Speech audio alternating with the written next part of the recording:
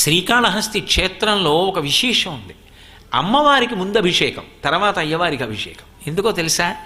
ఇంట్లో కూడా ముందు ఇల్లాలు స్నానం చేస్తుంది.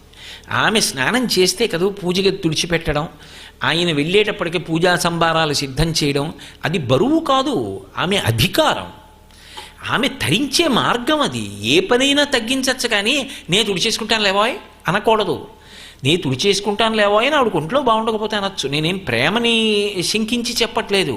భర్తని దైవంగా ఉపాసన చేసినప్పుడు ఆయన పూజకు వస్తున్నాడు అంటే ఆయన వచ్చేటప్పటికా పూజగది తుడిచిపెట్టడం, ఏదో ఆ నీళ్లు పెట్టడం, ఆ చాప వేయడం, ఆ పువ్వులు అవి దగ్గర పెట్టడం, అవన్నీ ఆవిడ అధికారం. దాని చేత ఆమె ధరిస్తోంది.